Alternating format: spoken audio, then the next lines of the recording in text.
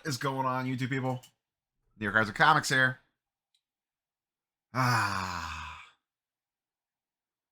Tops, Fanatics.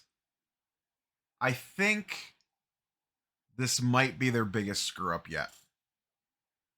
I'll be very curious for your thoughts and comments down below on the, we had the duplicate 101s, backdoor cards, a whole other host of things. But I honestly think this is the biggest one yet. We'll talk about the who, what, when, where, and why. So what am I talking about if you're not aware? Monday, I did a video about the 2024 Top Series 1 first cards. How we were 3 weeks in the release and none of these have popped up on eBay.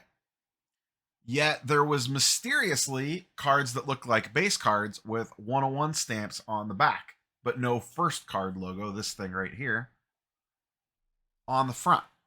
And you would think 3 weeks into a release, cases and cases and cases of this stuff have been ripped, that something would have popped up by then. I did the video on Monday, talked about it. Tuesday afternoon, Topps issues a statement. Listen, I would love to take full credit for this, but I'm not quite that arrogant.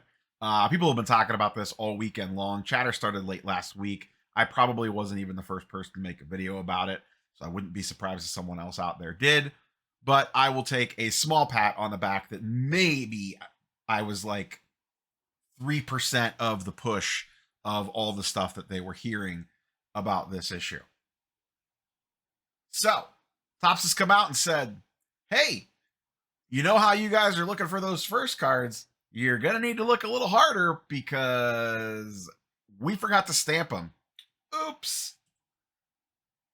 We're going to let you send them in and then we'll stamp them then, though. So, cool, right? Okay, bye. And then, they're gone. There's a litany of problems with this. Let's start. I don't even know where to start. I legitimately don't even know where to start with this.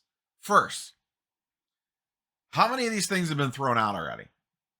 Because if you watch any breaker, and even myself personally, open these packs, you blow through the base pretty quick. I pulled out rookies and made a stack of them, but you're blowing through base cards pretty quick. And this is not just rookie cards.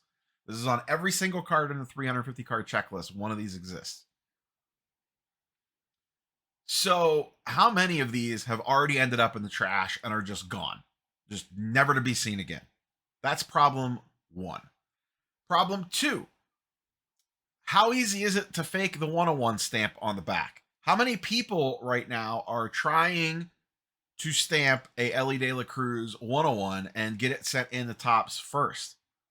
What's going to happen if Topps gets multiples of the same card? What are they going to do? Whoever got it in first?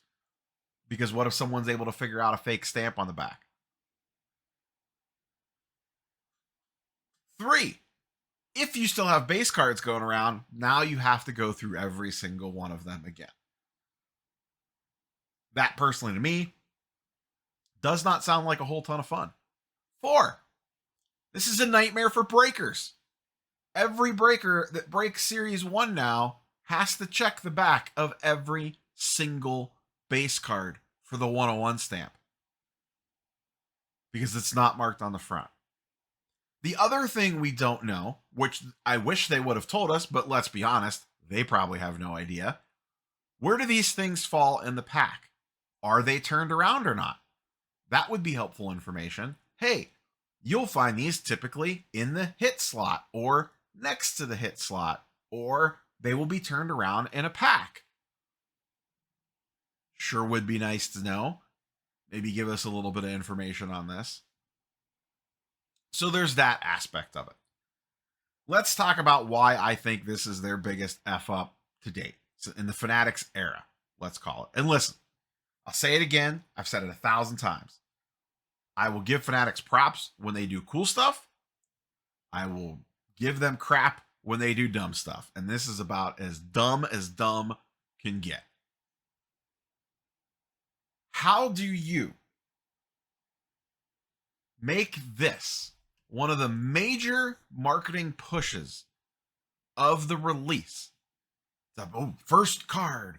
Look at the thing. Social media posts. How cool is this? What does this thing mean? First off the press. Oh my goodness. How do you go through all that on the heels of having some pretty major screw ups with your sets over the previous year to year and a half, missing short prints out of Topps Chrome 2022, duplicate 101s out of Bowman, backdoored cards, the list goes on and on. Wouldn't someone sitting somewhere say, hey, that first thing's a pretty big deal, huh? Yeah, sure is. Sure is. Did we remember to tell the print guys?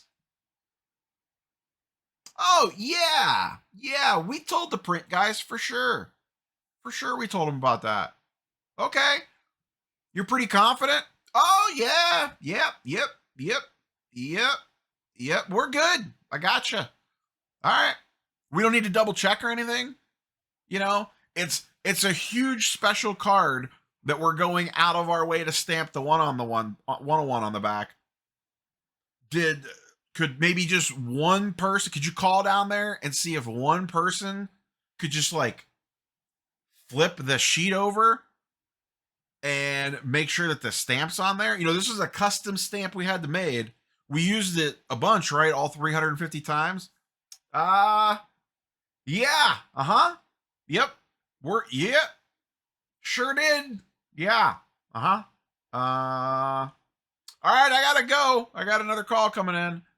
How in the hell does something like this happen on the heels of all the other nonsense that you've had?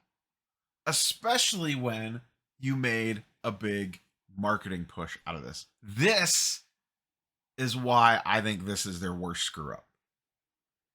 Because it comes after that other stuff when they are supposed to be locking down quality control, especially on 101s, because that was where the whole issue was before. Here's the other thing. We are aware. When were you aware? How long have you known? When did this get figured out? When did the guy at the print shop send the email that said, hey, I just checked those first off the press cards?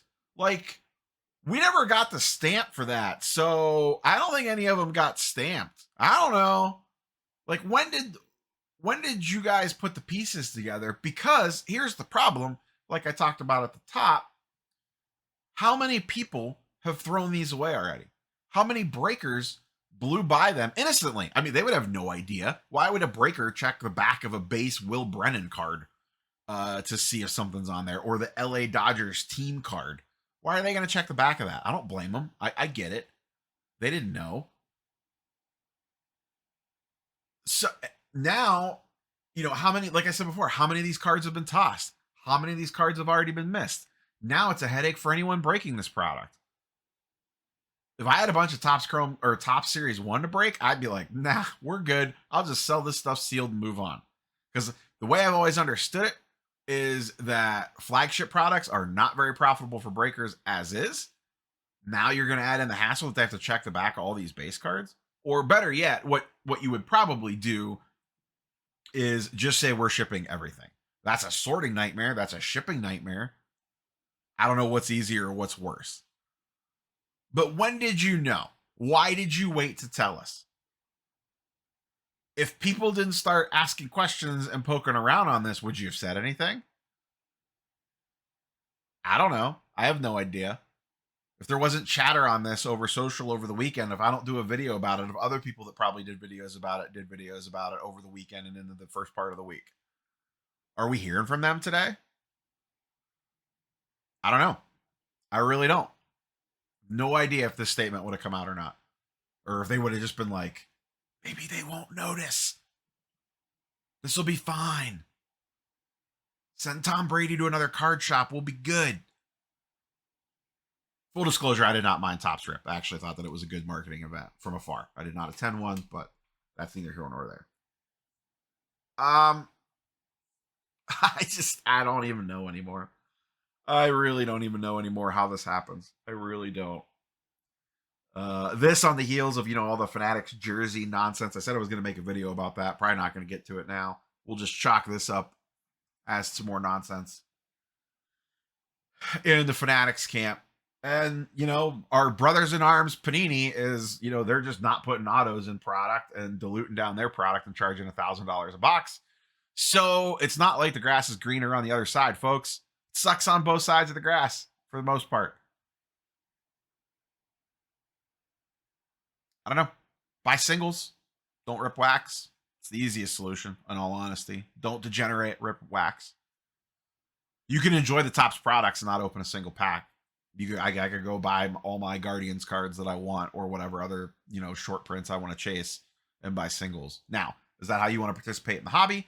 Most people want to degenerate rip wax. Say that 5 times fast. I'm not editing that out. So, it kind of is what it is. Let's be honest. I'm just going to shoot straight with y'all. This, on top of the other pile of nonsense that they've done, let's be honest, probably not going to change anything. They are going to sell just as many boxes as Topps Chrome in a couple months as they probably were prior to this coming out. If you're not buying it, if you say, nope, I'm done, person behind you will probably end up buying it. Why? Big portion of the hobby cares more about the gambling aspect of it than anything else. And if you're just a collector that doesn't care about opening packs, none of this should really phase you anyway. Because unless you were chasing the 101 for the full rainbow or something like that, if you're just out there building team sets or collecting your favorite players or whatever, this really doesn't affect you. But let's be real. This isn't going to change anything. Am I still going to buy a case of Topps Chrome at the National this year? Yeah, probably. I'm just going to be honest with you guys. I want to rip a case of Topps Chrome. What else am I going to do? Just saying how it is. Nothing's probably going to change. The addicts want to rip the wax, so there's that portion of it. They'll shrug it off. Whatever. The next thing will pop up. Guess what? Next week, Panini will do something stupid. We'll be doing content about that. The week after that, Topps will do something dumb, and then we'll all pivot back to them, and, someone else will do, grading company will do something stupid. We'll go look at that. We have a very short-term memory in the hobby. We really do. The degens will want to keep ripping, regardless of how dumb the company is or what they charge. And then on the flip side, the people that are the, hey, I just buy singles, I don't really care what y'all are doing over there with your lottery tickets and your slot machines, they're going to continue to feel the same way. So there will be some people in the middle that are like, nah, you know what? I'm done with this. Those comic book things look pretty cool. Can you tell me more about those? Or get into something else, or just exit the hobby. The hobby is a very transient thing. I mean, myself personally, I filtered in and out of it my entire life. Come into it 3 to 5 years, do your thing. You're like, oh, look, there's shiny thing over here. Fall out of it for a couple years. Come back a few years later. If it causes you that much grief, it might be time to walk away for a couple years or a year or two, whatever. Let the dust settle, see what happens. I don't know. This is definitely their biggest screw up, in my opinion. This is their biggest screw up of the Fanatics era because of the setup for it. Because the other stuff has happened and they still let this happen, to me, makes this the biggest one. And it's a real nightmare because of the ability for people to probably fake these, the fact that a lot of these are probably already in the trash, and there's really no way to track it. That's all I got for you, boys and girls. Curious for your thoughts and comments down below. Catch you on the next one. Peace.